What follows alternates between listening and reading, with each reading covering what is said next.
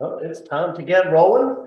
For those who don't know me, although most of you I think do, I'm Kevin Onizuk. I'm a local mortgage guy.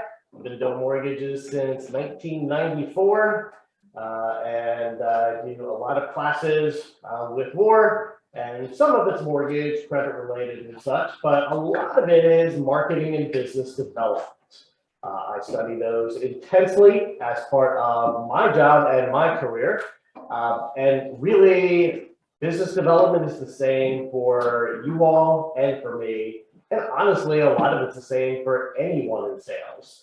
You know, if we were selling windows, home replacement windows or something, a lot of it would be the very same tactics and strategies to be successful. And as we know, it's definitely a bit of a unique market right now. So we're going to start off with a little activity today. Everybody, progress. I want everybody of one or two activities. Cynthia, you might need to mute yourself. Yeah. There we go. Think of one or two activities that really move the needle in your business. So write this down because we're going to come back to it later. So I'll give you a minute. Think of one or two, maybe even two or three, that when you do these things consistently, you know your business will grow. Or if you did these few things consistently, you know your business would grow. Like what's the 20% that would yield you the 80%? We all know a lot of the basics of what we should be doing. Doesn't necessarily mean we are. Maybe even think, where'd you get your last 10 deals? What were the sources of those?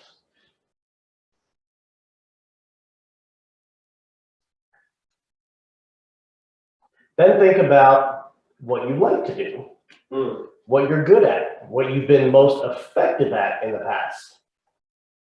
And maybe a little different. Maybe you think A is the most effective, but you just hate doing that.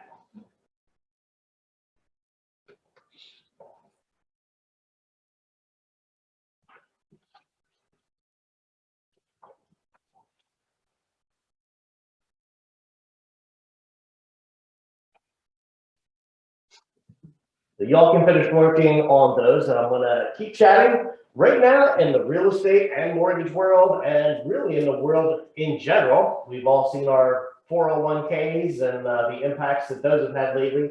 We are in a perfect storm. We've got inflation, bad news, that's just on the news. It's all sensationalized. Every time you turn on the news, it's something terrible.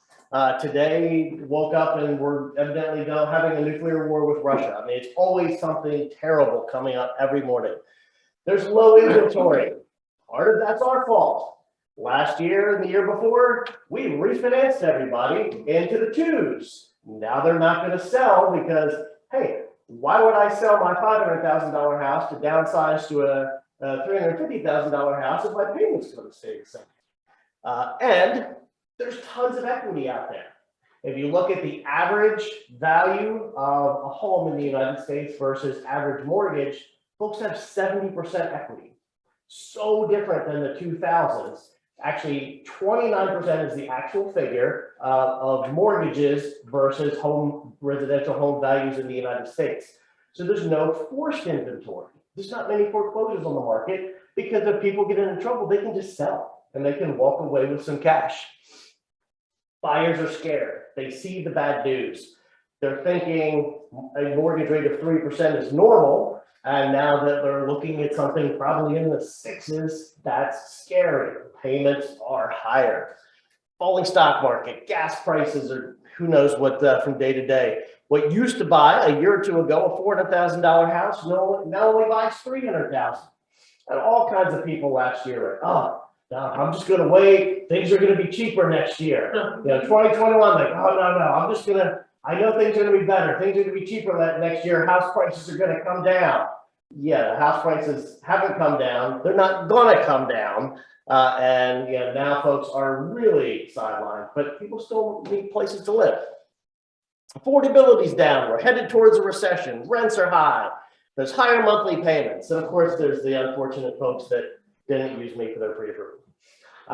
So in this market, in this perfect storm, as the tide goes out, we really see who's been out there swimming naked, who hasn't been doing the fundamentals when the market was easy over the last 2 years to keep business going when we hit this perfect storm. There's some agents that are doing fantastic. There are several I talk to that are as busy as ever, but they may be one of the very few in their office. And it's again, because they kept consistent when the business was easy, they refocused and stayed focused on those fundamentals. So we do have chaos right now, but where there is chaos, there is opportunity. There's opportunity for agents who are willing to put in the work hard, and have the right habits. Those agents are absolutely, are going to cash in. The good will get great. The great can get even better. And a lot of the others are going to wash away. Yeah.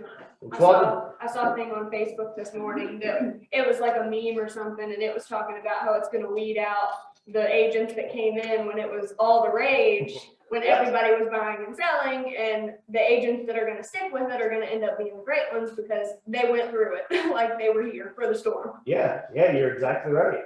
Yeah, you remember the last couple of years on social media, all the people were like, hey, I'm a real estate agent now. And of course, they're all posting like sexy pictures of woohoo, give me a call, I'll help you buy a home.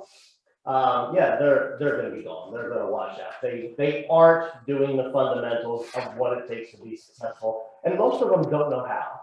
And the ones that probably have an idea of how, most of them aren't willing to do the things they need to be successful because a lot of it's uncomfortable. Sometimes you have to get out of your comfort zone. And we're going to look at that today. Today, we're going to look at being proactive versus reactive.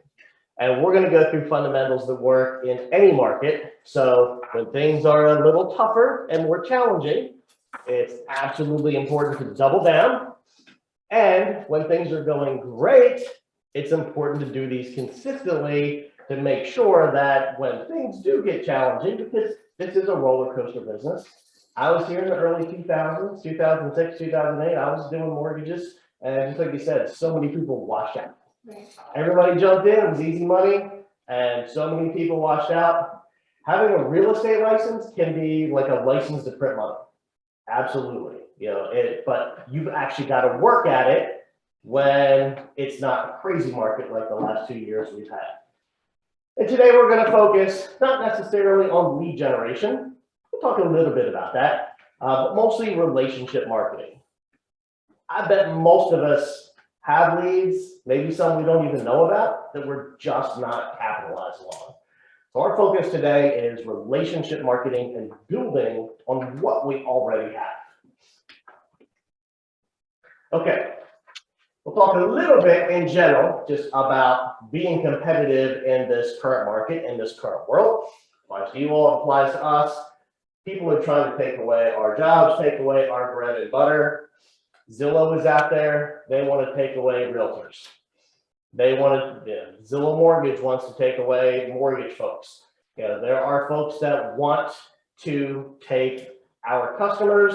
They want to take it online, take it all in-house, and take away our business. Most folks, and we'll look at a statistic on that, do start shopping online, do interact with shopping online. But studies have shown millennials, while they go online for information, they prefer to have a local expert helping them, holding their hand. Part of that may be millennials are used to helicopter parents, doing everything for them, being involved every step of the way. So they love information online, but they also want that personal touch. So that's really a key to making sure that we stay relevant. But the consumer experience is different. We're just going to talk about that in general. There's been an absolute change in consumer behavior. I'm 51 now. The other day, we got a catalog in the mail, a toy catalog from Amazon. I was like, holy cow, this is cool. I lived from the toy catalog when I was cool. We got the Sears catalog, the Penny's catalog, and that's where we went Christmas shopping. It was the best thing. But buying, shopping now is so different. Amazon, we want to go online. I need X product. I don't feel like going to the store, but I want it by tomorrow. And we just go online, buy now, and it shows up on our door tomorrow. It's a different experience than we've ever had before.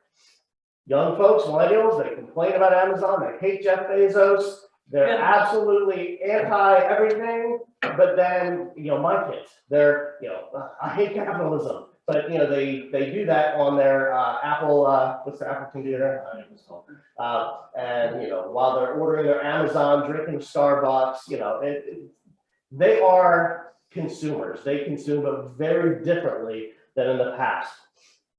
Starbucks, they deliver an amazing customer experience. Apple, people line up to grab that newest iPhone, even when they have a perfectly good iPhone, because it's an amazing customer experience. And there's been an absolute disruption in the market and how people do business. And look at music. When I was young, I remember 8-tracks and had albums, and then of course we got cassette tapes. And if this girl we liked, we could make her a mixtape, and have our beach jams. Then it went to CDs and an iPod, and now all of that's just gone. Now we just pull out our phone and listen to whatever app. I'm old, so I listen to Pandora. I was doing a run a year or two ago, and they're like, all right, everybody turn on your Spotify, get ready to go. And if you're old, you're Pandora. I was like, well, yeah, I guess I'm old. But it's been absolute disruption into the system. And if you look at some of the statistics, Sears, Penny, Nordstrom's, Sears in 2006, not terribly long ago, their market share was $27.8 billion. In 2016, $1.1 billion, a drop of 96% in 10 years. And now Sears, I don't think they even exist anymore. Similar to Penny's. Penny's is barely hanging on. They're down 86%. Kohl's down 64%. But look at Amazon, up 1,934%. People are going online. People utilize shopping for anything differently. Look at Blockbuster. How well did they survive the change? We talked about use of the internet for customers. They do use the internet. 92% of buyers, National Association of Realtors statistics, start their search online. 97% of buyers use it at some point. 99% of first-time buyers are shopping online. They may still use you, but they're looking online. When I bought houses, and we bought a few lately, we use a local realtor. I do the shopping online, and usually I'm saying, hey, okay, I found this house, let's go see it. So there, we have done most of the hunting and finding things online, but again, still relying on the local real estate professional. And 72% of buyers and sellers will work with the first agent that they speak with, as long as that agent is on the ball. Speed to lead is key in this market. With the different customer experiences, they're not willing to wait. Millennials want answers fast. So if you have an opportunity, was a statistic I heard yesterday, if you don't call back within, reach out and you lead, internet call, phone message, whatever, if you don't reply back within 5 minutes, you have a 90%, there's 90-something percent less chance of converting that lead, especially if it's a younger person. They want information quickly, and if they don't hear back, they're going to go look somewhere else, more so than ever before. It's always been that, but speed to lead and follow-up are more important than ever. Talked about getting out of your comfort zone. Right now, there's nothing more powerful than video. YouTube has become the most powerful information search engine that exists. People go there constantly. My son knows anything we bring up, he knows random facts about. It is the weirdest thing, the most obscure things, but he's just on YouTube watching stuff and absorbing. And that's where people go for information. And we'll talk a little bit more about using video today. It's probably out of a lot of people's comfort zones. I know it is. I do videos, I post videos. John and I do a weekly video.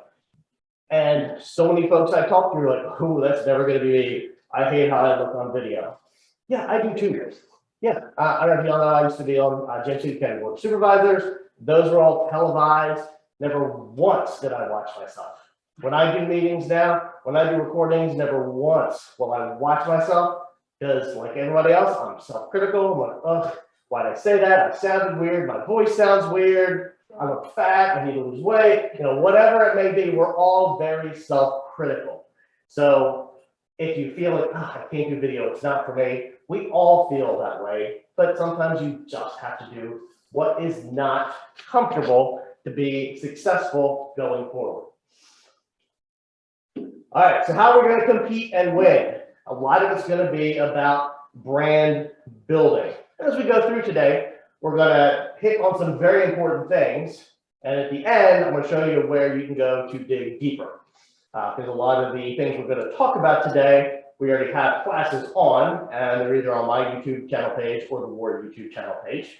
Yeah, so well, as we finish up, I'll give you that information so you can go through and have some additional trading information, and you can always come to us.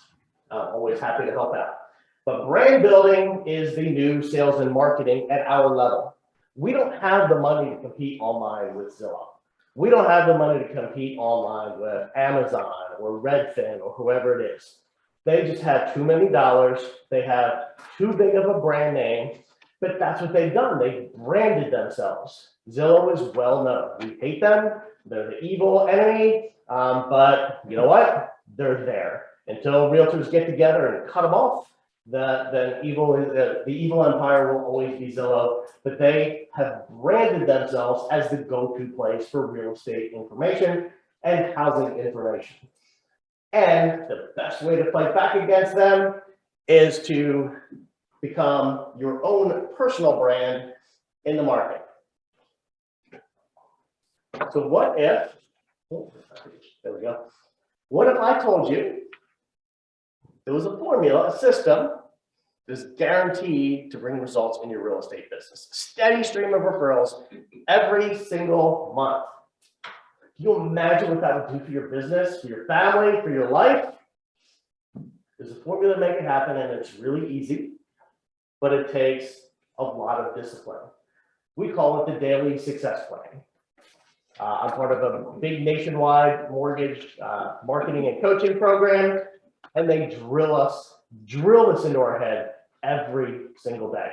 Every single morning, 8:30 a.m., we have a loan officer breakfast club, and they drill it into our head in there. 9:30 a.m., we have a thing called Call Stars. I'll explain what that is. I thought about doing that here for folks in our market. The daily success plan is short-term activities that get us to our long-term goals.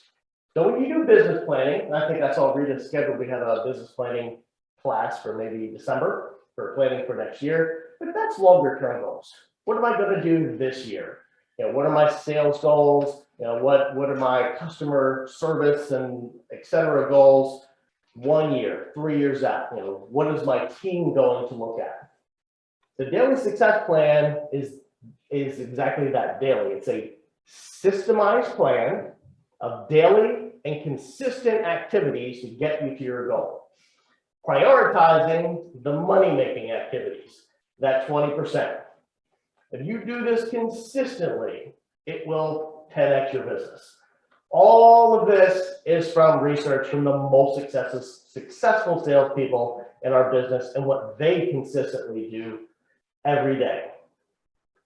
Think about what we don't do every day, the cost of inactivity. If we're not doing something to develop our business, to market our business consistently every day, then we're not going to grow and we're not going to be the ones that are here in a year or two.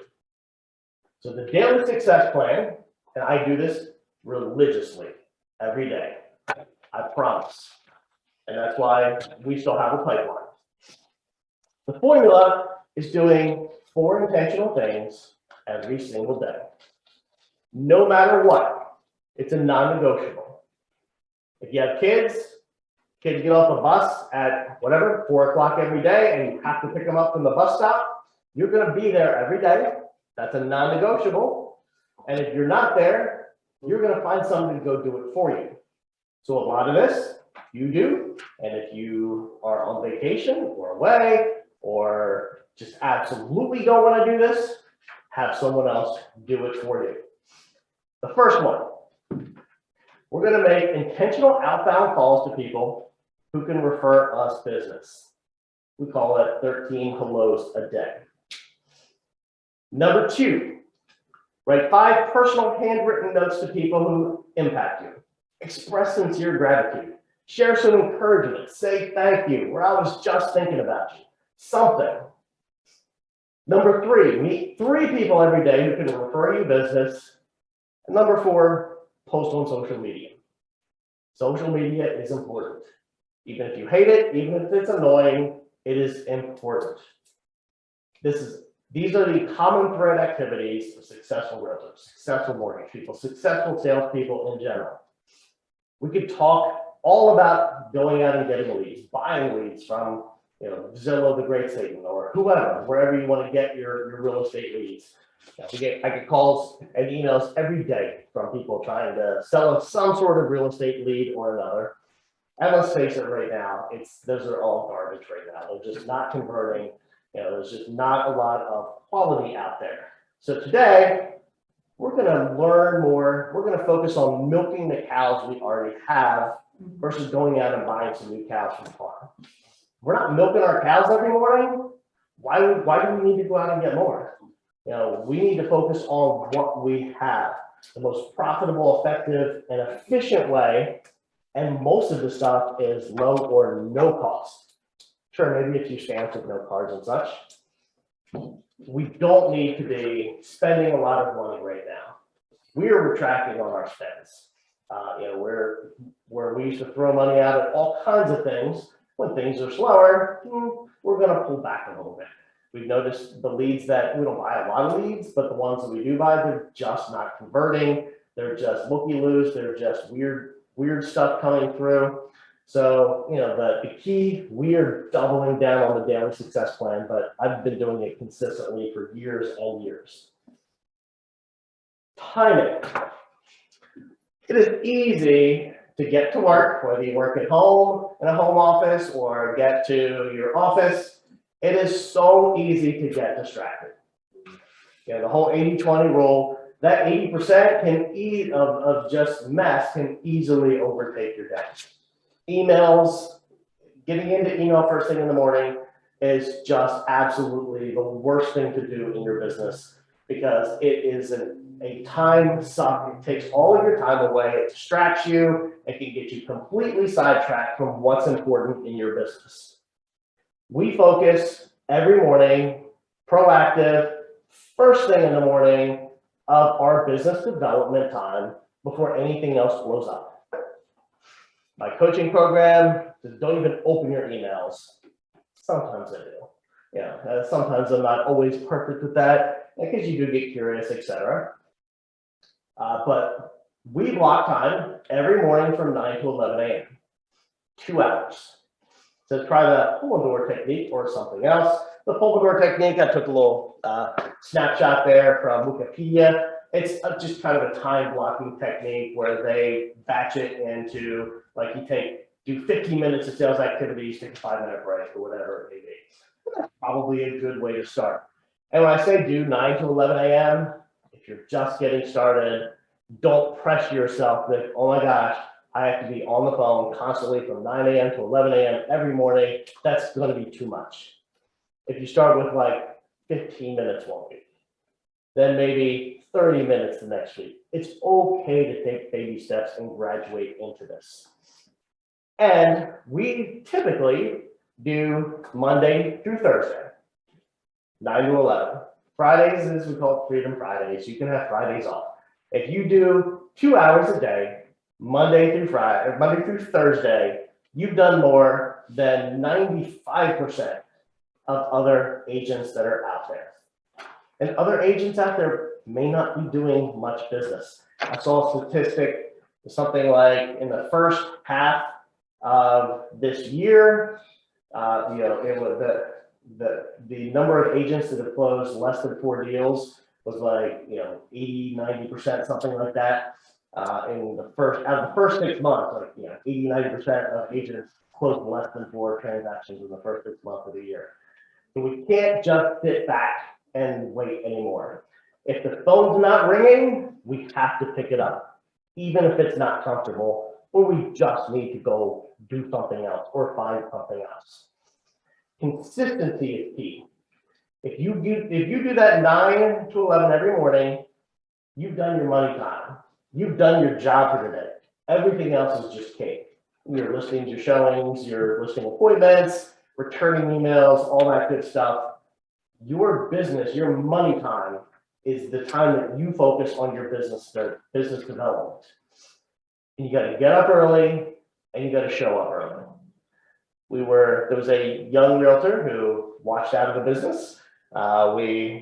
This was, I don't know, several months ago. We had to reach out to her. We were having a meeting in the morning and we wanted to get some information, and we reached out. She was sound asleep. Called again, called at 9, didn't answer. Called at 10, didn't answer. Called at 11, didn't answer. And we called around lunchtime and she admitted she was asleep. So you've got to get up. You've got to show up. You've got to get busy early in the morning. They say the early bird gets the worm. It's, it's kind of trite and old, but it's really true. Those that are up early and working hard are at it. They are the ones that are having the successes. Who am I going to call? We're going to make this nice and easy. Oh, actually, I was going to ask you all that. Although you have it in your notes. Who are some people who do you all think we should call? Who are people that we can call that would send us some business? Your spare envelopes, your contact list. Who here has a database of people? Like, I mean, I have one, but it's not that much. Yeah. I have a baby. You gotta work with me here.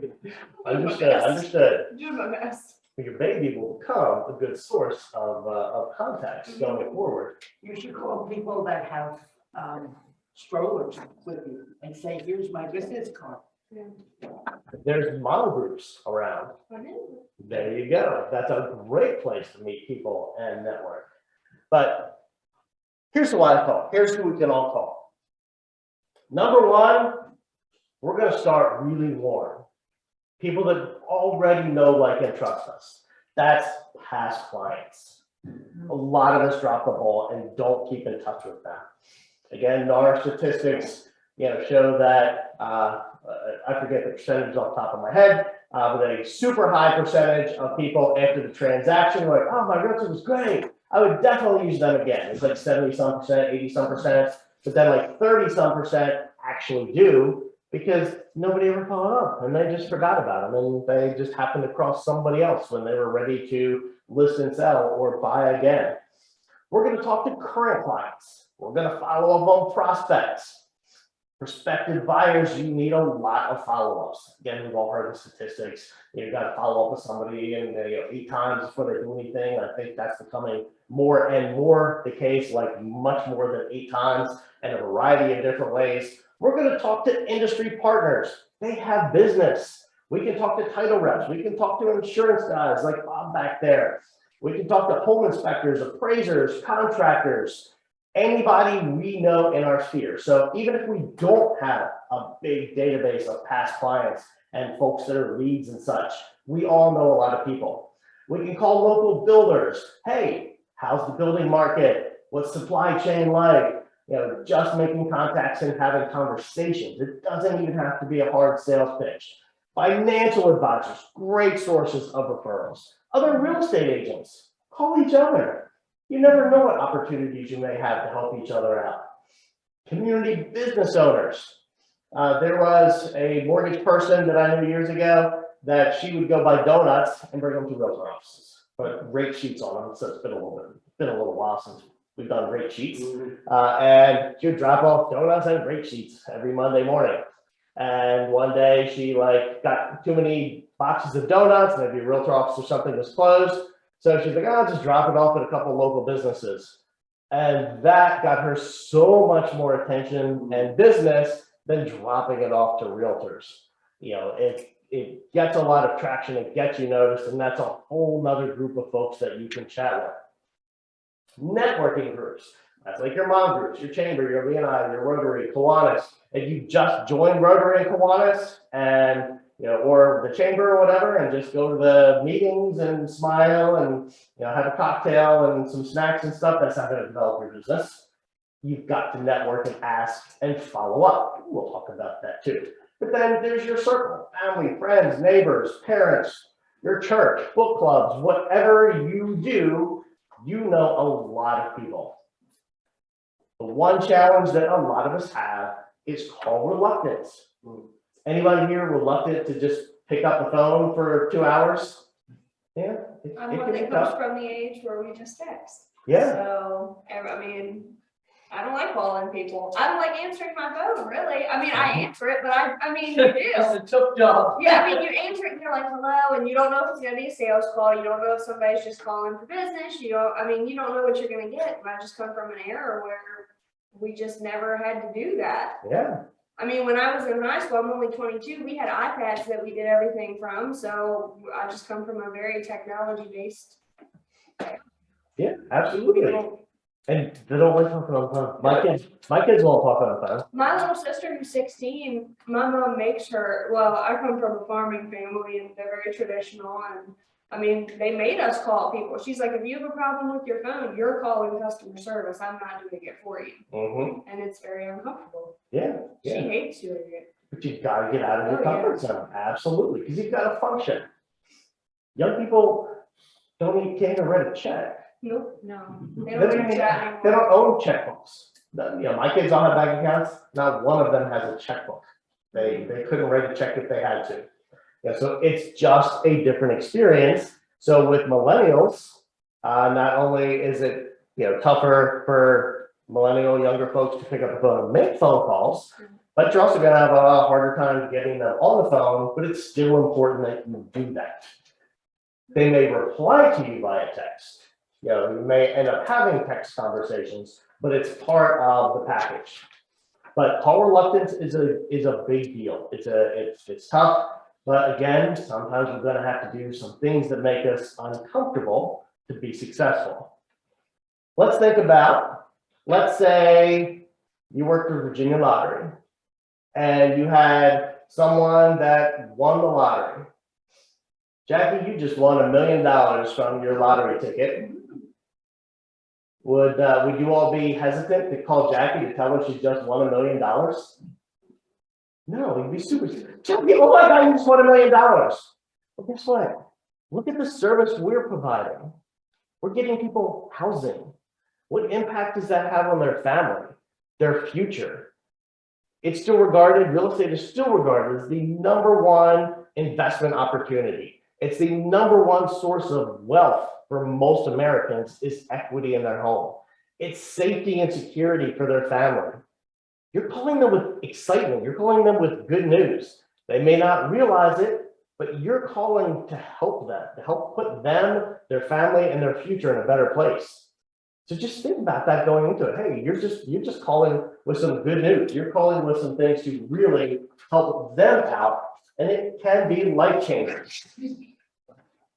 We're going to talk about what to say.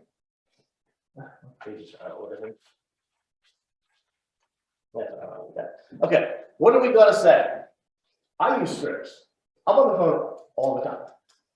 I always block out my 9 to 11.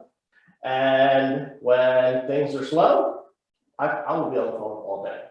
I have no issues, and just because I've overcome that call reluctance and find anything else to do, the phone's not ringing, I pick it up. And I still use scripts right now. Most of the basics that I do on a day-to-day basis, I've memorized. I'm still using it, I just don't have to read it. once you do it enough, you know what to say, you know what to do. But some of the things I don't do as often, I switch up all my stuff.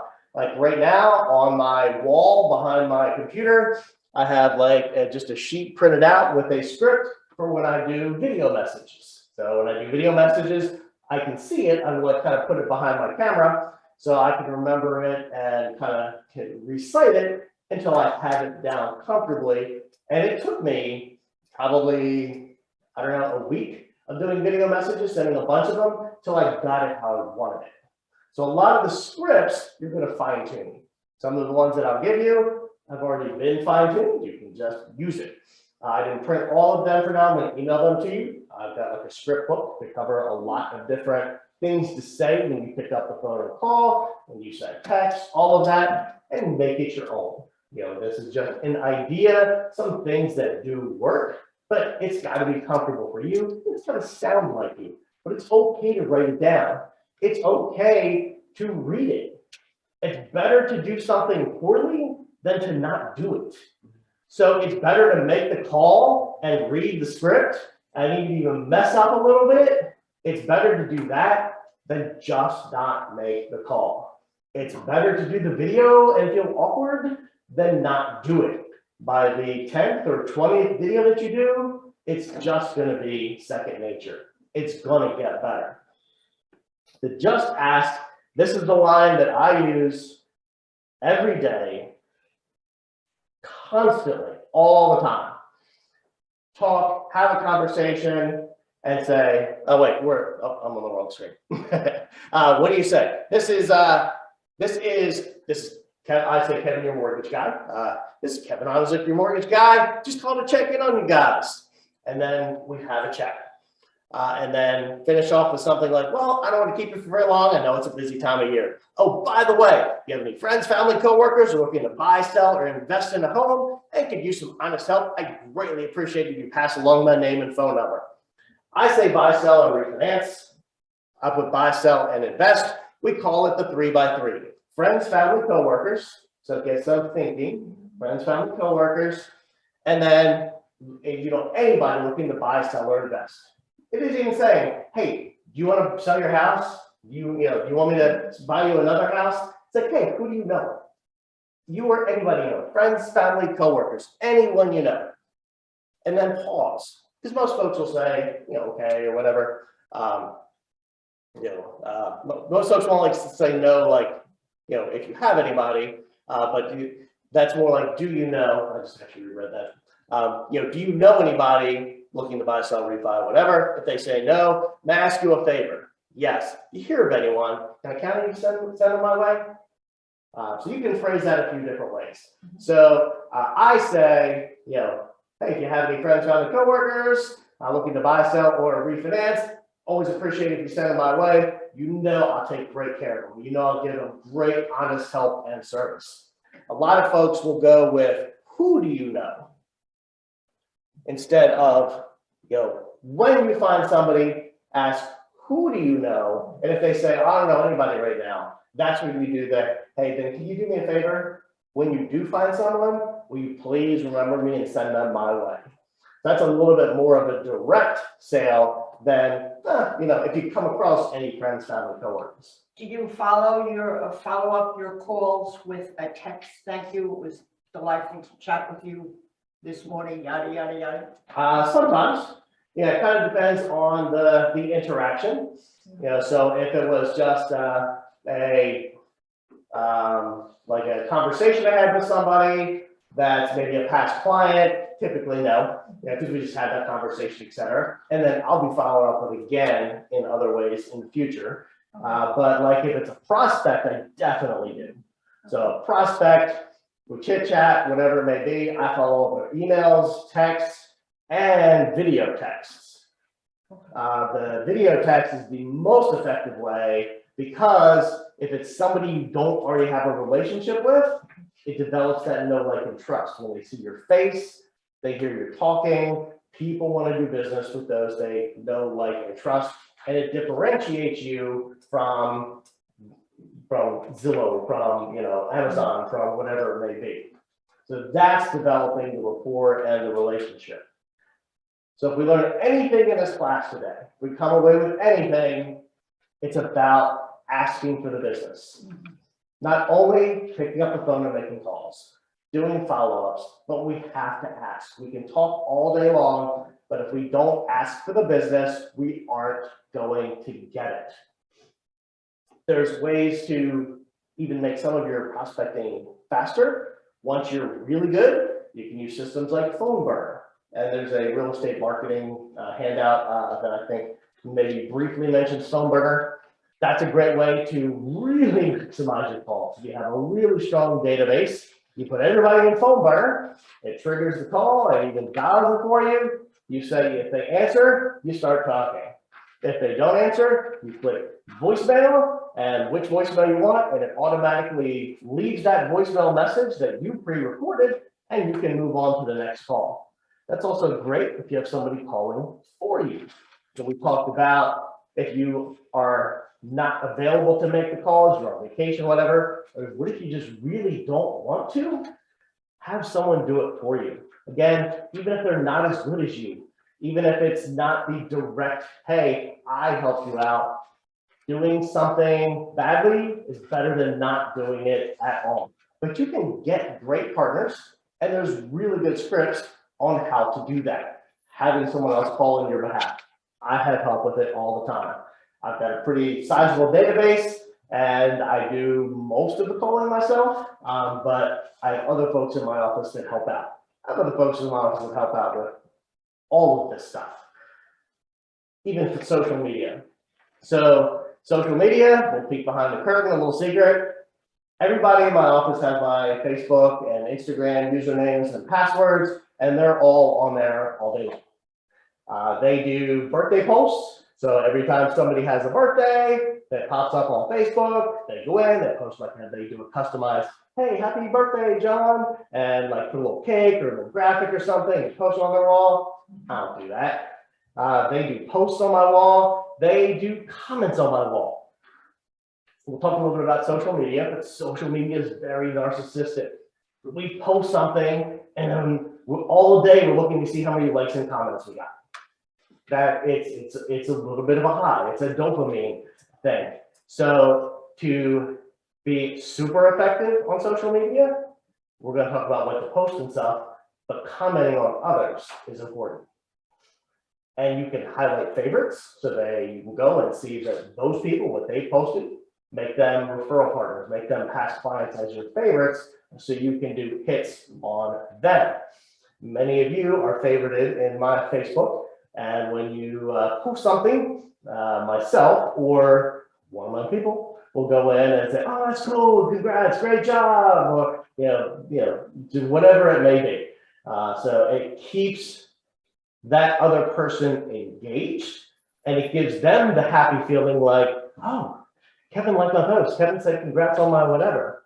And that gives them good, warm, fuzzy feelings, and it goes back to the know, like, and trust.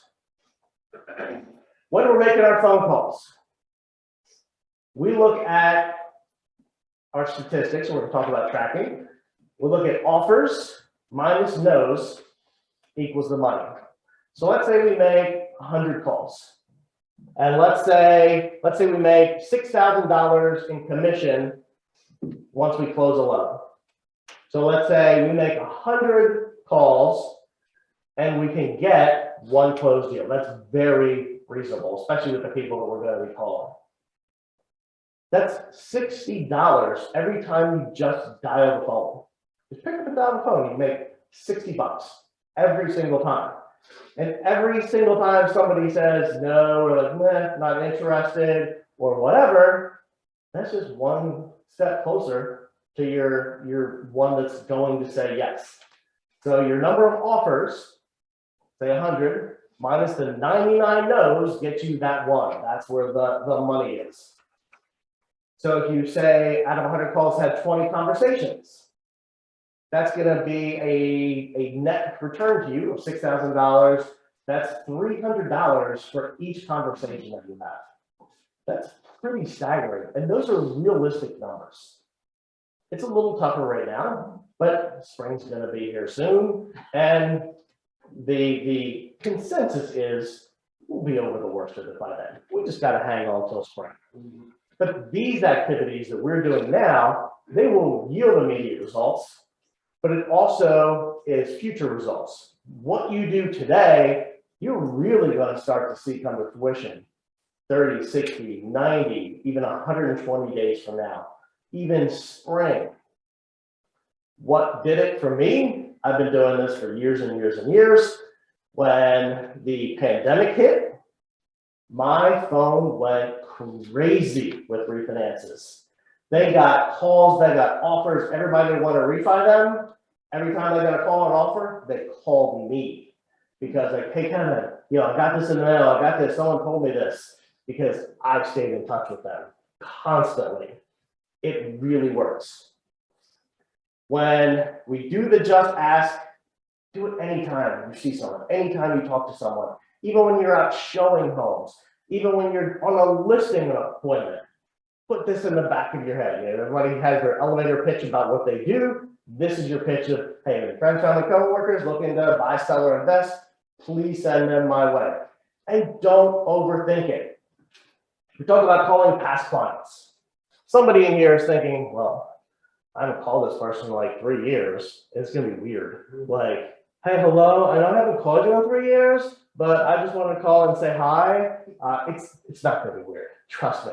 When I started this, when anybody starts this, people are excited to hear from you. You help them buy their home or even sell their home. You can call, old sales.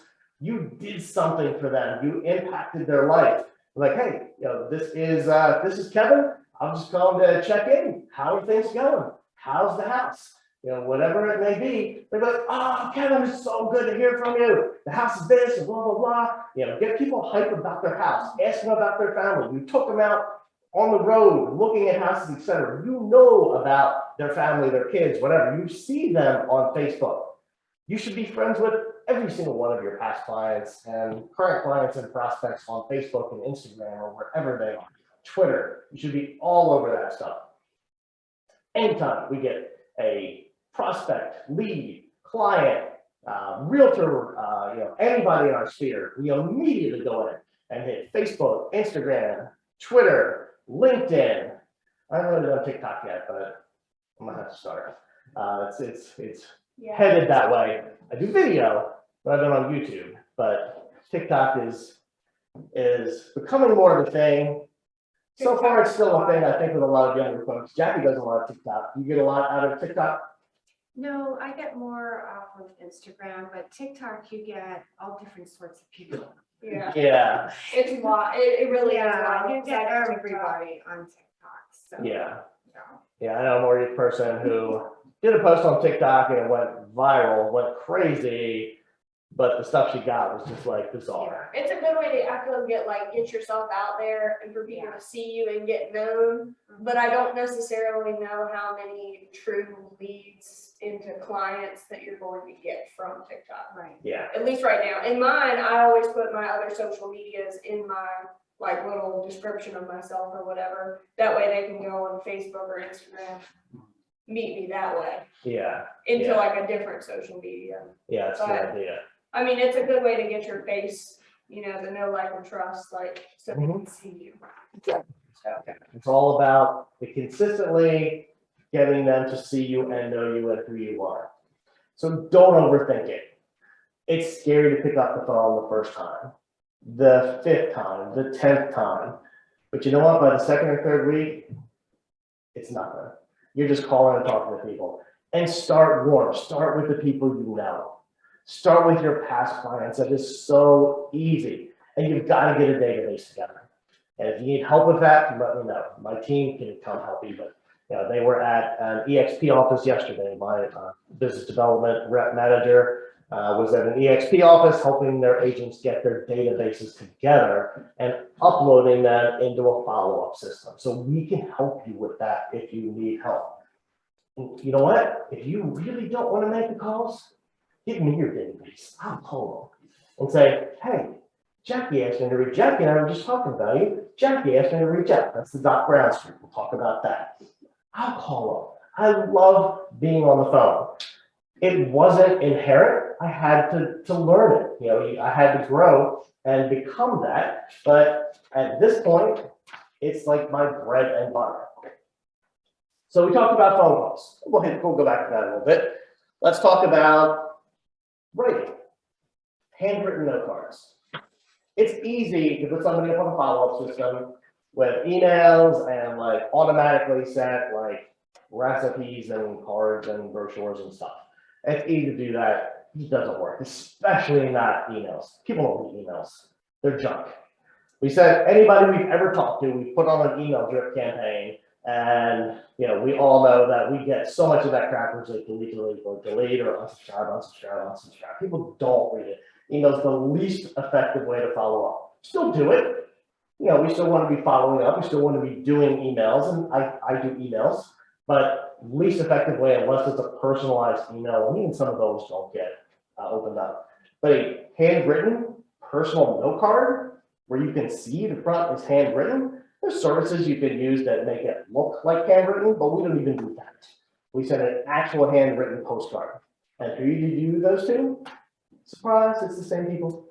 Past clients, current clients, prospective clients, industry partners, maybe, as Susan said, that somebody you had a conversation with or a face-to-face meeting with, then send them a note card. Say thank you. What do you write? Whatever you want. Whatever is relevant to that person. Happy home purchase anniversary. So in my CRM, and I'll show you, I have it triggered for every year on their home purchase anniversary and every half year. So every 6 months. On the yearly, I pick up the phone and call them. Hey, happy 2-year home purchase anniversary. And how's everything going? And get them all hyped up and say, oh, you know, just say, thanks again. It was great working with you. Great getting to know you and your family. Always here if you ever have any mortgage or real estate needs. Always happy to help. And oh yeah, of course, you know, if you ever have any friends, family, coworkers, anybody looking to buy, sell, or refinance, please send them my way. You know I'll take great care of them. So happy anniversary is a great reason to send a note card. We do the note card on the 6th month.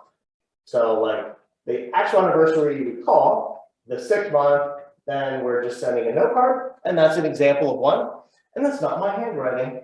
It is a handwritten note card. We send a lottery ticket, just a dollar scratcher. It incentivizes them to open it. So they're gonna see the handwritten note card. They're like, huh, this is unique. I don't get one of these every day. And then when they open it, they get a scratcher. It only costs me $1. And then next year, guess what? They're definitely gonna open that note card and take it out. And when I call folks, and other times, a lot of them bring up the lottery ticket. Like, oh, you know, got your lottery ticket. I never really had any big winners. So, you know, I'm sure maybe somebody's won because we send out a ton of these. But, you know, it's just handwritten. It says, greetings, Jeremy. Wanted to reach out for your 6-month purchase anniversary to make sure this is going great with your new house and mortgage. Thanks again for trusting my team and I to handle the mortgage side of your purchase.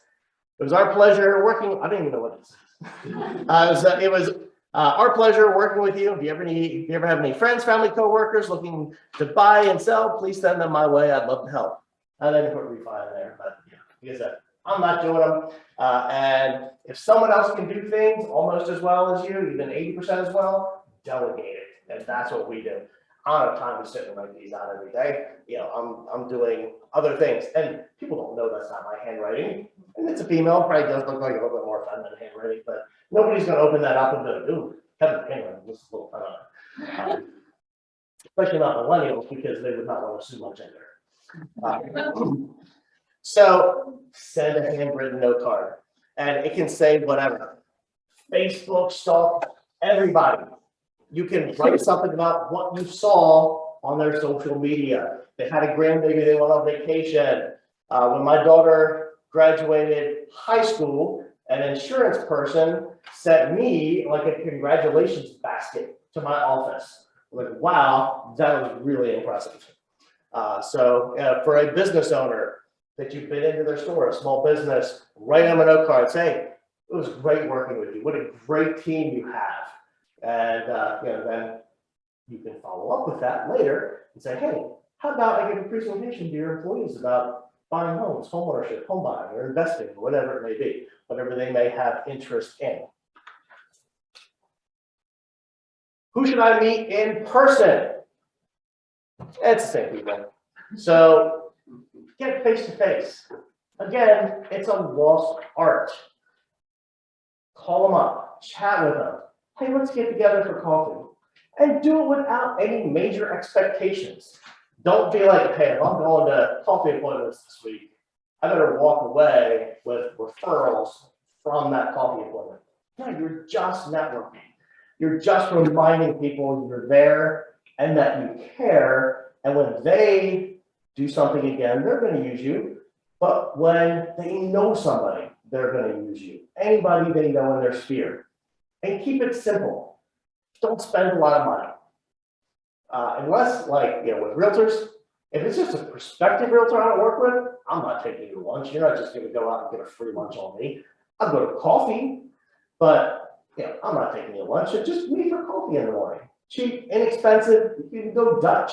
Just hang out. It's somebody you spent weeks or months with finding homes. It's cool to just go hang out and catch up. Just do it on their way to work, your way to work, whatever it may be. You can meet for breakfast, lunch, and dinner at a restaurant, but that's can get pricey, and that can be a lot of meals out. Stop by their office or their business. How cool is that? If someone's in an office where you can do that, go in, bring them a little balloon or something or whatever on their purchase anniversary, pop in. Everybody's like, who's that? It's like, that was my realtor. It was 2 years ago I purchased a house and she just brought me a balloon. It can be cheap. It's just doing something.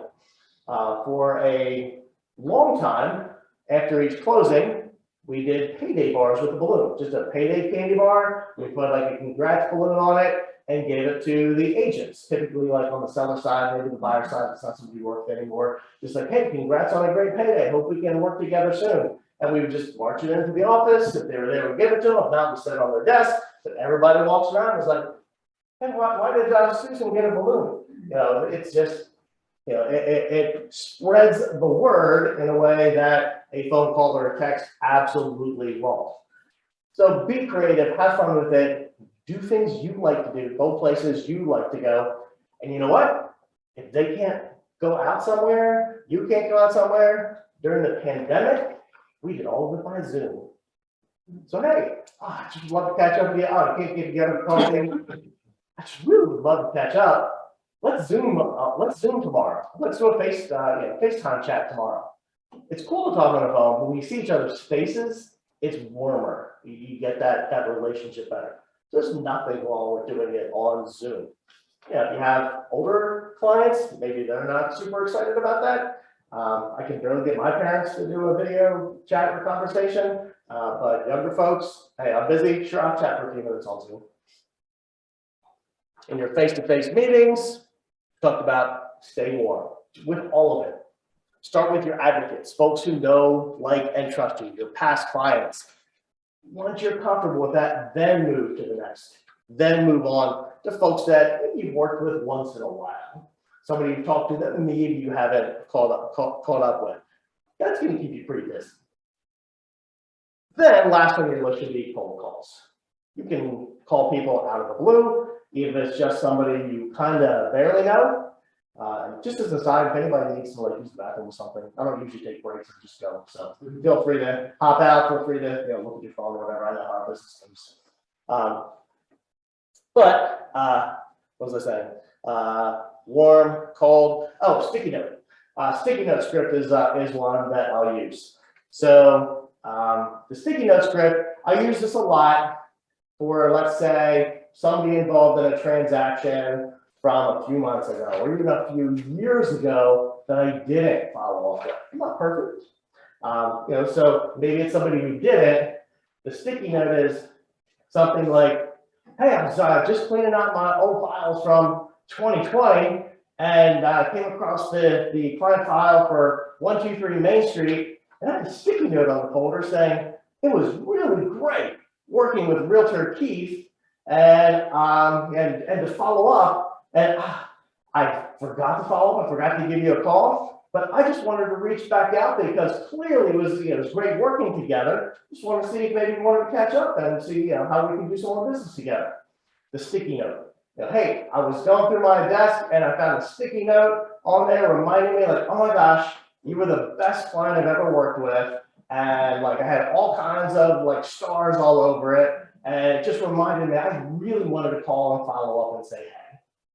So you don't really have a sticky note.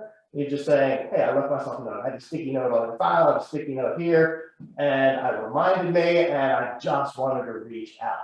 So it's a good way to say that, hey, or something, I had a sticky note on my desk reminding me that Bob said Margaret was a great realtor and that we should connect.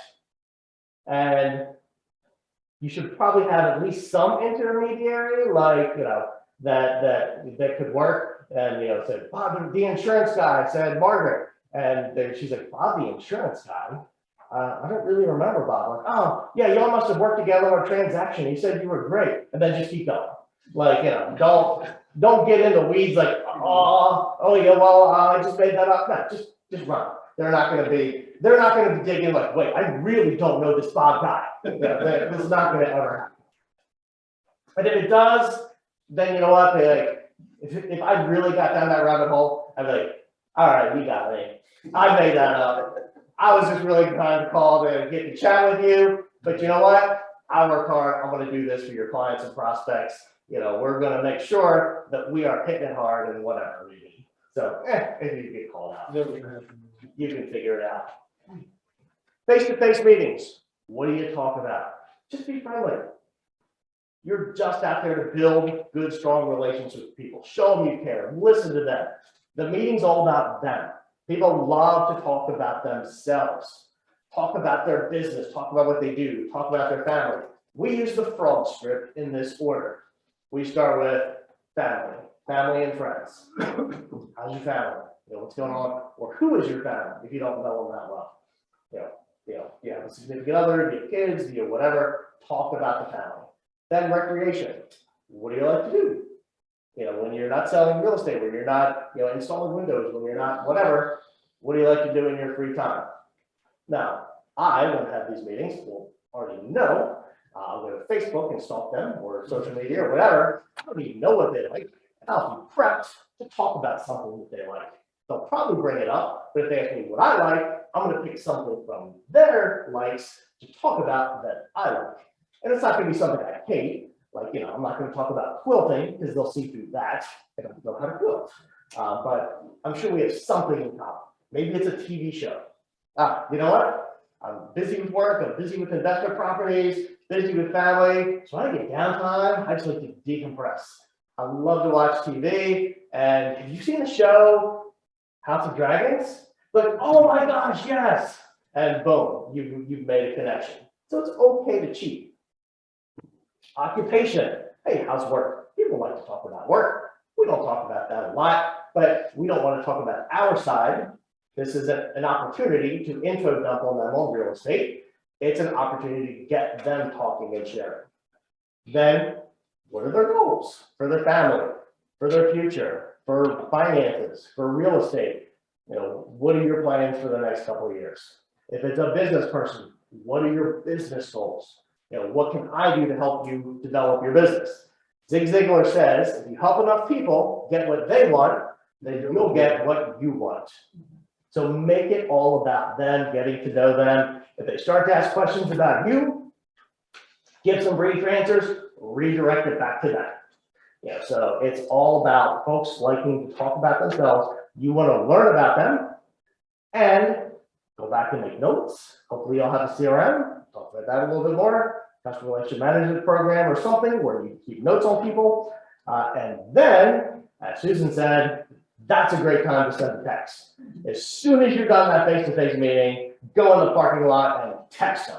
It's great meeting with you. That was super fun. You're definitely going to have to do that again or whatever it may be. Then go back to your office and follow up with a note card or whatever.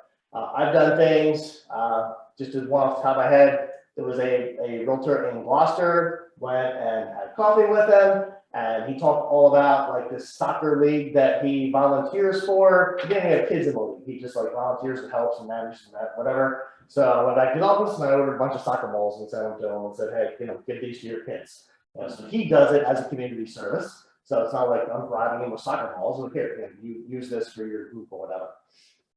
And so little things like that make a huge difference. And next, we'll hit this briefly, keep track. You need to know where your business is coming from. You may be surprised. If you don't track where you're getting your business from, you don't know what to focus on. The big agent in town who spends a lot of money on Zillow, who thought most of their business was coming from Zillow, but when they did tracking, it really wasn't. The return wasn't what they thought it was.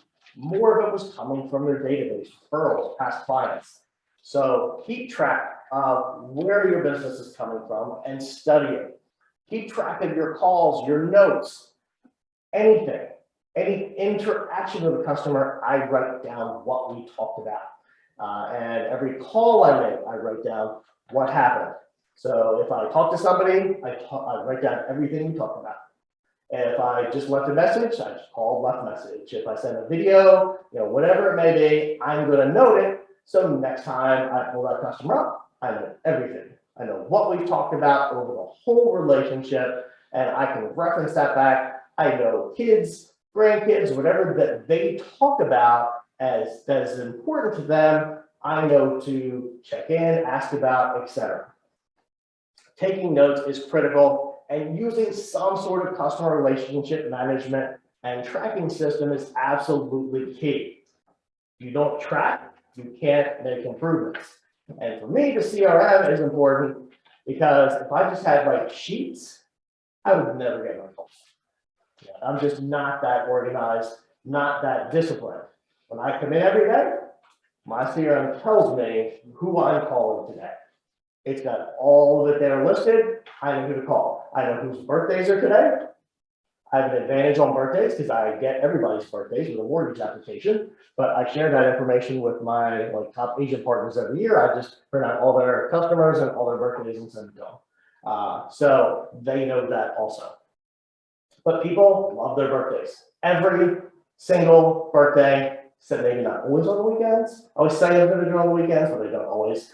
But everybody that has ever applied with me, even if they didn't use me, I spend probably like my first half hour on average. Some days it's 15 minutes. Some days it's more. Some days it's 45 minutes, or just depending on how many birthdays I have, sending birthday videos. Just send my phone up and I personalize every single one of them. Like, hey, what's the name? Hey, Meg, it's Kevin Onizuk, your mortgage guy, reaching out today simply to say happy birthday. So today's your special day. Just wanted to send a quick shout out with some greetings and best wishes. I hope you have a great day today and a very happy birthday. And then send a little happy birthday with the balloons and send it over to them. I get so much goodwill from that. I'm not trying to sell them anything. I don't want anything from them. I'm just saying, hey, it's your special day. I was thinking about you. And some people might think it's weird. Like, this dude that we applied for a mortgage 4 years ago and never used, just send me another birthday video. But hey, whatever. Guess what? They're on the database. And when next time somebody's looking for a mortgage, or they are, like, remember that weird guy that keeps sending his birthday videos? I get a lot of great feedback and referrals from that. It is absolutely effective, and it's something that's fun to do. And people in my office make fun of me all the time. People in my office tease me all the time. My team does the videos I do. When John and I do our weekly social media thing, we always end with a dad joke, and I always hear in the background like, "Oh, that was stupid." But it's fun. Make it you. What I do isn't going to be a fit for you. We talked about earlier what is most important to develop your business, but also what you're good at. And some of the things we have to get out of our comfort zone. Now, the most important thing in all of this is follow-up. The money is in the follow-up. It's great to pick up a follow-up. It's great to call a lead. But if you only call a lead one time, you're not going to be successful. And you hear it everywhere because it's true. The money is in the follow-up.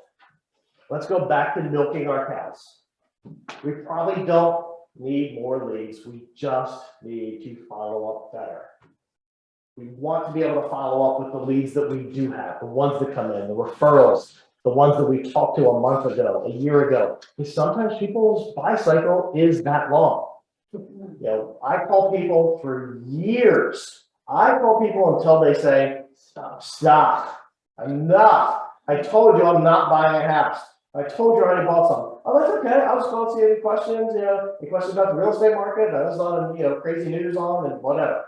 And of course, if you know anybody looking to buy, sell, refinance, please send them my way. I'll take great care of them. So just pick up the phone, just call, have a conversation, and mix it up. When you're looking to fix a business, grow a business, think about it as you're not getting water coming into your house. Don't fix the faucet if you need to fix the well. So if your faucet is leads, I need to turn up the faucet to get more leads in, but you're not working them, you're not following up, you're not following up with your database of past clients, that's your deep well. So don't focus on the faucet if the well isn't functioning. Got to get that going perfectly first. Your DSP comes into play and can seal all of those cracks and make it more successful. Following up is the key, and I very much follow-ups. I find that so much more effective. I phone calls like crazy. We do the obligatory emails.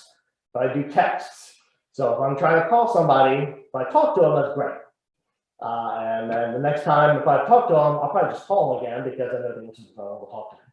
But if it's somebody I can't get consistently on the phone, if I leave a message, the next time I'll send a text. Then the next time I'll call, then the next time I'll send a video message, and I mix it up. And the video message gets some of the best results, especially from folks that are, that haven't chatted with you in a while. A line that I use a lot is, I just want to make sure I'm not dropping the ball on my side. So if it's somebody I've been trying to call a couple times, not connecting, I'll start throwing in that line. Hey, I've been reaching out to you. I know you're been busy. I just want to make sure I'm not dropping the ball on my side. People respond to that. Like, oh no, I've just been real busy. I'm sorry. I'm definitely still interested. Blah blah blah. So it's a great line to use, and I text that a lot. So that I'm not getting responses by phone or anything else. I'll send a text. Hey, just wanted to reach out. Give me a shout when you can. I just want to make sure I'm not dropping the ball on my side. So it kind of gives maybe like a little bit of a sympathy and a trigger for them to call back. So I love that one. I love the double dial. So if it's somebody I've been trying to get for a while and I can tell they're dodging me, then I will call and doesn't answer, don't have voicemail or whatever. A lot of times, a lot of the other folks don't even have voicemail. I'll do the double dial. If you call, doesn't answer, hang up. Immediately call right back. If someone calls you twice, it's not a telemarketer or whatever, it's probably important. So many more people pick up on that second call. Another cool tactic, if somebody needs a lead or something, not like somebody warm, is I'll text, is this still Greg? That's it. Just say, is this Greg? Yeah, is this Greg? And they'll be like, yeah, who's this? And I'll text, I'm calling you now. And then call. They will answer that phone because they want to know, who is this? So yeah, that's another cool tactic for folks that are dodging you. And if they're dodging you, they may not want anything, but I want them to tell me that. All right, so tracking. You all have a copy of this. This is a DSP tracker, and you can customize this. I'm going to send it out to you in an Excel spreadsheet. You're going to customize this for what works best in your business. The key to it all is a daily plan, mapping out that time every day to do the things you know will grow your business, focusing on that 20%. You're going to discover your gifts and talents to do those things and not let anything get in the way. These are really the tried and true things to do. You've got to do these. And if you're not going to do them, you've got to get somebody else to do them for you. This is set up with daily tasks. So Monday, I'm going to pick up the phone and call past clients. Studies have shown the ideal to keep in touch with past clients is to talk to them 4 times a year. 5 is too much, 3 is not enough. That's what studies show. So if you don't have an organized database, call 2 letters of the alphabet a day. You call 2 letters of the alphabet a day, Monday through Thursday, you're going to hit everybody about 4 times a year. Very simple, easy trick to do it. Tuesday, business referral partners. That's your mortgage, title company, photographers, whoever, just, folks in the industry, fellow agents. Set up coffees. Have coffees with fellow agents. You never know what you can learn from each other, what you can partner with, ways you can help each other. B&I does stuff like that. That may be different industries, but it's the same general concept. Wednesday, your sphere of influence. Thursday, that's updates. So that's getting back to clients who are in process, under contract, giving them updates. We do Tuesday updates. Realtors, I guess, probably a little better for Thursdays going into the weekend.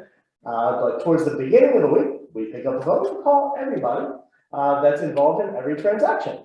So on Tuesday, we're going to call buyer's agent, seller's agent, buyers, maybe even title company or insurance people, and just let them know what's going on with the file. And that's part of what we say that we're going to do to make sure you're communicated with throughout the process. And if you're organized and you tell your customers up front, hey, you know what? During your listing, I'm going to call you every Thursday. I'm going to let you know what we have planned for the weekend. I'm going to let you know what activity we've had, whatever it is that you think would be helpful for that person to know. And that way, guess what? On Wednesday, they're like, what's going on, something? Well, Cindy's going to call me tomorrow. I'll just ask her tomorrow. It cuts down on some of your incoming calls as well. So you're communicating, you're developing that rapport and providing that service you promised in an organized, systemized way. But it also keeps your phone from ringing Wednesday night at 9 o'clock when it's on their mind, because then they will be calling tomorrow. We find that extremely effective. Prospects, leads, toss them in there one day, kind of fits into Thursday. And this is really the general plan that is put out there for us in the mortgage world. I don't do it this way. I do my CRM and I set tasks. I'll show you how I do it. So on any given day, I'm calling all kinds of different people. That's just how I do it. But that's a good way to organize it when you're getting started. And you can check these, you can change all of these. It's whatever tasks you are going to do consistently. Get up in the morning, do something. Whether you exercise, have some meditation, whether you pray, have a healthy breakfast, whatever you're doing, get up early and get yourself in a good mindset. Do your phone calls. Maybe send a text every Thursday. Do your in-persons. Send out your note cards. How many referrals did I give out to home inspectors, to insurance people, to financial advisors? You want referrals from financial advisors? Ask your customers coming to town, hey, found a good financial advisor in town yet? Let me introduce you to so-and-so. And of course, you do that. Contracts, did you post your weekly video tip? Did you ask for 5-star reviews? Everybody who gets a mortgage from us, we ask for a review. And we hope for 5 stars. The only non-5-star review I have ever in my life gotten on Zillow was from a realtor who was old school, and he gave me 4 stars and said, Kevin was great, but I didn't like doing things online. So he dropped me a star. I was like, dude, you didn't have to do the online portal. That's just there if you wanted it. Anyway, I'm not better. All right. Doing presentation, open houses, whatever it is, have a tracking sheet. If you don't track it, you're not going to do it. And if you want, we'll hold you accountable. You want to say, hey, I want you to hold me accountable. I'll follow up with you every week and get your tracking sheet. Absolutely do that. I need that. Another thing I think I mentioned earlier, we're going to have to get moving, we're running out of time, is, I can go as long as you want, but there's a group called Call Stars in my coaching program where everybody gets together and makes their phone calls together. Everybody dials in on Zoom and have like a little cool, short, like, hey, is it going on the market? And then like get each other hyped up. and we're all in the same business. We're all, competing against each other, sort of. But, there's so many more people out there that just aren't doing this. And then we just hit mute on everything, and we all sit and make our calls. And we all do it. And in the chat, we put in success stories. Like, oh, just talk to the past client. They said this, they sent me this referral, whatever. And we just like share it and hype it up. And we're all on. And then at the end, we unmute and chit chat and then go about our day. It's a cool way to be on, be together, know that you're not alone sitting in a little room picking up the phone. So I don't know if anybody would join that. If we did that, we can give it a shot. If anybody wants to do it, we're gonna have to hype it up because it ends up just being like two of us consistently. That's probably gonna be a little boring. That's not again, it's not for like the actual concept, but I'm willing to set that up if some people are willing to at least start it with me and then try to spread the word. So that's awesome. You don't like that idea? Yeah. All right, yeah, all right, but I'll get that set up. Even if we just did like 1 or 2 days a week, that would be a good start. I mean, I'm on the phone every day, but if we just did it even a few days a week, then that would be really significant. We've got to get outside of our comfort zone. We talked about that. You have call reluctance, suck it up, buttercup. We got to pick up the phone. When the phone's not ringing, we have to pick it up. Your success comes when you reach into that area that's not comfortable. Don't overthink it. Don't overthink, I haven't called this person in a long time. They're going to think I'm ridiculous for all of a sudden calling now.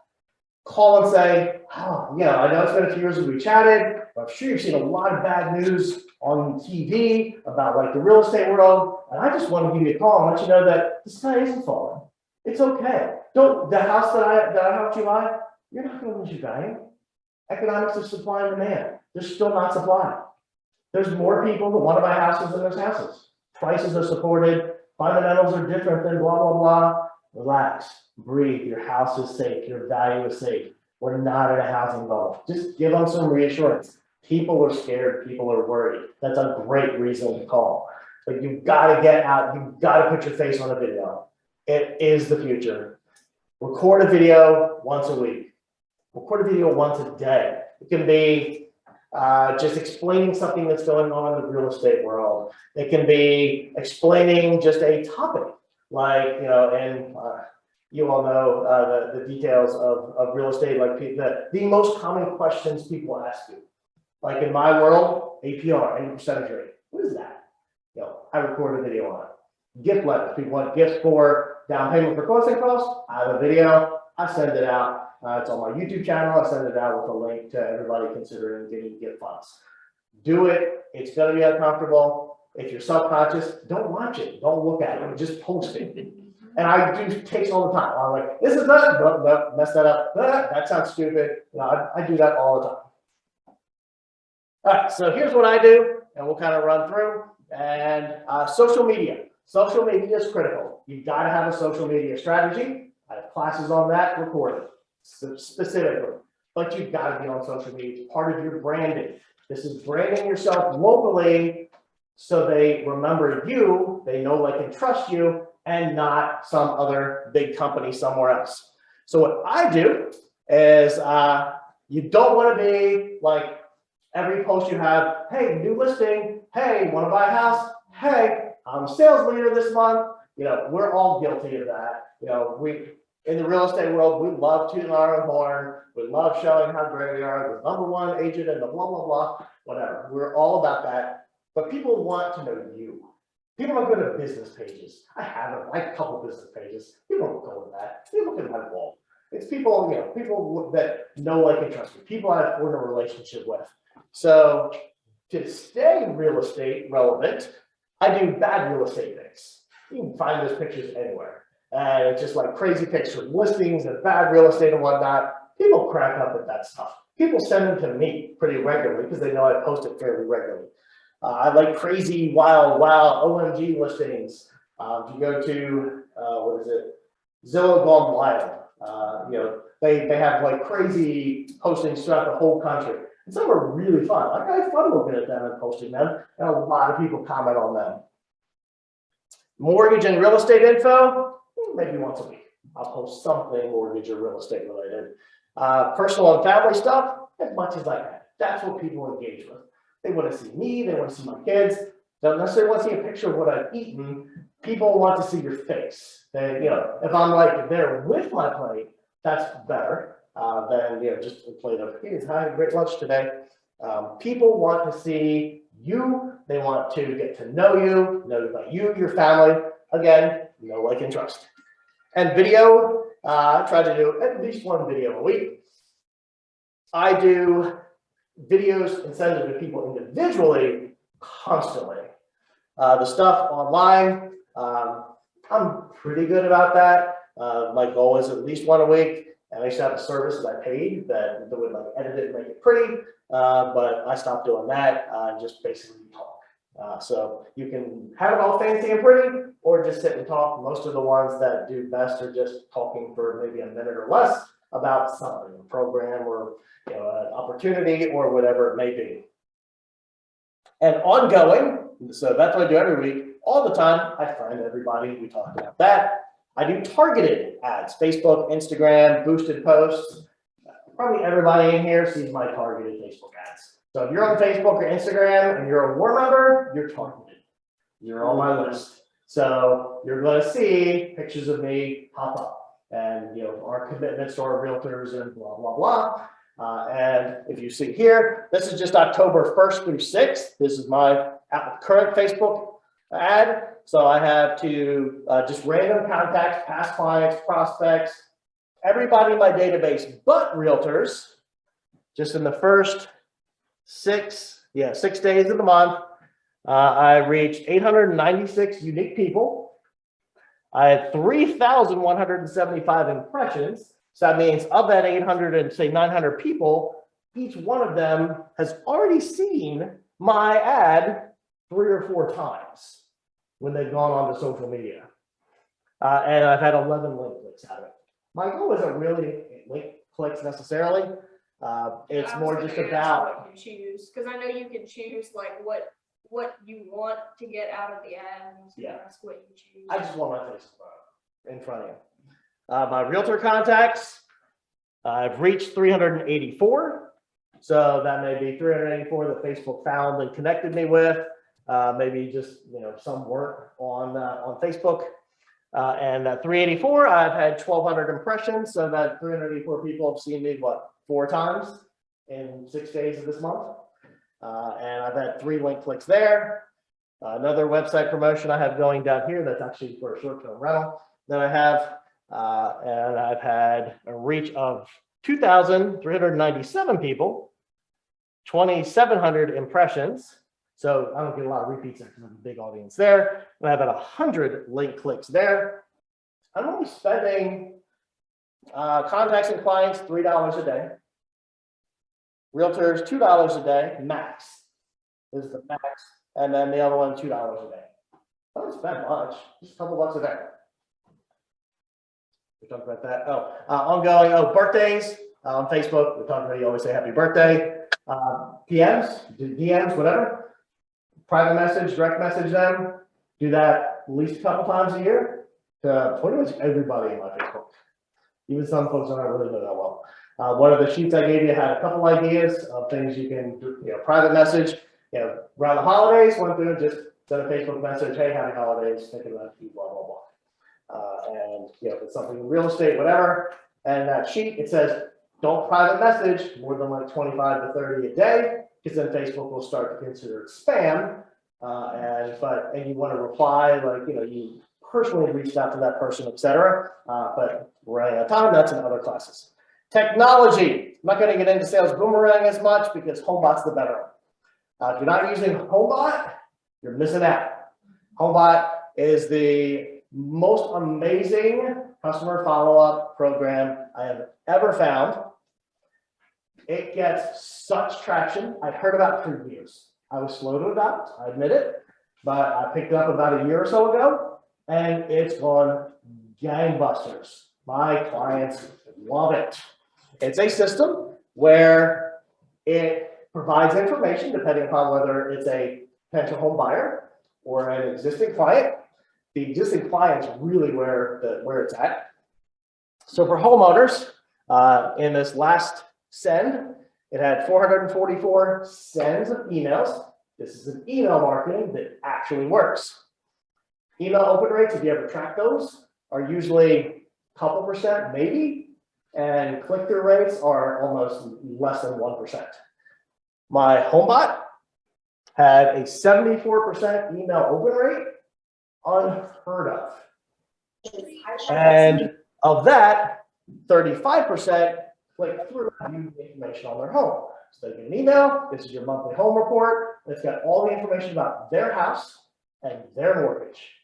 Their house, estimated market value. Here's your mortgage balance right now, plus you've done some prepays and stuff, and they can always adjust that. It talks about how much equity you have in your house. Talks about interest rates. What's the current mortgage rates? Would it be a good idea to refinance? It talks about investing and renting the property. If I were to rent the home, how much would I make? It even shows short-term renting the property.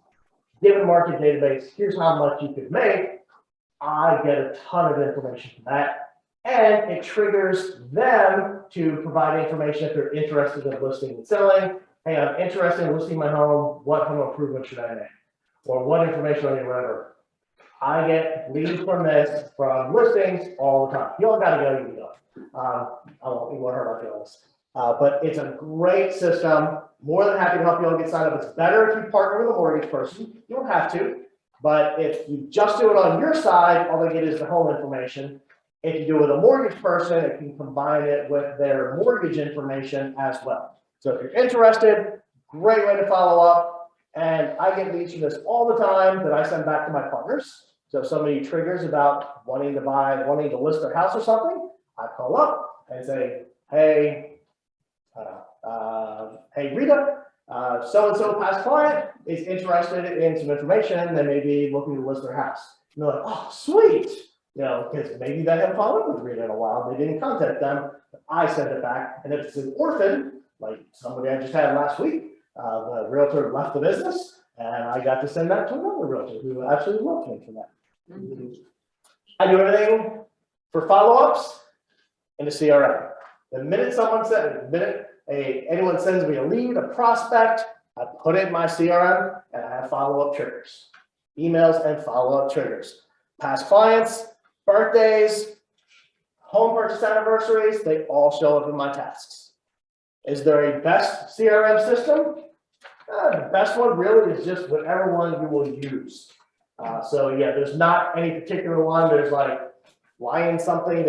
Y'all can just Google best CRMs for realtors. Your companies probably have a CRM. Just be careful. Your CRM is your whole world. So if you put it in your company and you leave, you need to make sure that you can take that with you. Because if you have follow-ups and triggers and notes and all of that, you don't want to lose that. And you want to back it up. I back up mine every month, sometimes even just Excel spreadsheet, the notes, just because like that's my greatest fear in this business is losing my database information and all the notes and everything. So these are some of the different workflows we call it. I have a 1-year purchase prospect workflow, 180 days, 60 days, just depending upon how interested they are. Credit challenge, like if I couldn't pre-approve them today, I have a credit challenge workflow that follows up for a year. And then if that year expires, then I assign them to a different one and just keep going till they tell me to stop. Pre-approval follow-up. Once I pre-approve somebody, it's a follow-up system that is intense at the beginning. Every single week we're calling. Maybe after a month or two, it starts to wean off, etc. But I'm going to keep calling that person again until they tell me to stop. When that one expires, if they haven't purchased yet, I'm putting them on a 180 day or a 1 year. But 1 year is like the least intensive. What's this? That's just another example of my workflows. Oh, I put this up here. This was a birthday video I sent yesterday. And she texted back, got the happy birthday postcard today. You're always so amazing for remembering. It means so much. Thanks for being such a great person. So I didn't want anything from her, but you know what? She's going to send me a referral. Sending out other, we talked about clients for life, past clients, follow up, work your past database. Final thoughts. I didn't mean for this to be animated like this. We'll just click through it. As we wrap up, the customer experience starts and ends online. We know that. But we are the advocate in our community. We brand ourselves in the community. And while they may start online, they're not necessarily going to use someone they find online. If we can have that strong, visible brand, we can compete against the mega brands, and we can compete against the other agents who aren't doing these things. These are the fundamentals. Don't spend more leads until you've worked these. Don't spend money on more leads because leads just aren't really converting right now. Maybe in the spring, but let's control what we can. Control the controllable. We can control our activities and what we do to build that communication, to build that real human relationship, and that includes our social media. Where to learn more? Everything we talked about today was like big picture. Here's the things you need to do. I've done classes on all of it. So it's at the WAR website. Just go to the WAR YouTube channel, and I just searched Kevin, and I came up. And then there's mine, Kevin Onizuk, your mortgage guy. That's youtube.com/KOnizuk. There's classes on Facebook ads to past database and referral partners. That's tough. If you want to do Facebook ads, call me. The last set of Facebook ads I did, it took me a couple of weeks to get it to go. Oh, okay. Really ratcheting down on people in our industry for advertising. You know, you can do a Facebook ad within 30 miles of my location, pretty easy. But to target is really hard on Facebook right now. So if you are doing that, call me and I'll do it with you. They just reset those. Time blocking. So if you want to talk about how to block that time every day, there's a class on it. Farming your database for referrals. Talks about your database, gets in deeper on working your database, what to say, what to do. The Charisma Edge talks about when you're making videos, how to be likable, how to be fun, whatever. Be yourself, but how to be like the best, most interesting version of yourself. Using Instagram to get more leads. Facebook, branding and Facebook and social media marketing. 2 classes that dig into branding yourself, what to post, how often to post. Go to businesses, post information about local businesses, have them share it. Just a way to get yourself noticed and seen on Facebook. You're building your brand. And a whole class on video marketing. That's actually what Rita had this class today, reset to do video marketing again. I was like, no, I think we need to get back to some overall basic fundamentals. This is a crazy market. People are scared. Realtors are scared. If y'all are on Reddit, I was on a Reddit loan officer page the other day, and somebody posted like, I call realtors, and they're all just like so depressed. Like, what's going on? And like, hey, the ones that are doing the fundamentals, they are successful. So I know we went a little bit over, so thanks for hanging in with me. Welcome. I can stay as long as you want. I can talk about the mortgage market and real estate and rates and all of that and programs. We do have Loans and Finance 101 and 102 next month, where we'll dig into a lot of that. The Loans and Finance 101 is for credits. So thank you very much for coming. If y'all want any help on any of this, more than happy to do any of it with you. We can do the call start thing. You can come to my office. We can call together. I got empty offices. You can hang out and make phone calls. I can help you with your Facebook ads. And we do that for photos. I can help you with your database. Somebody on my team can. We're here to help you be successful. This is awesome. Yeah,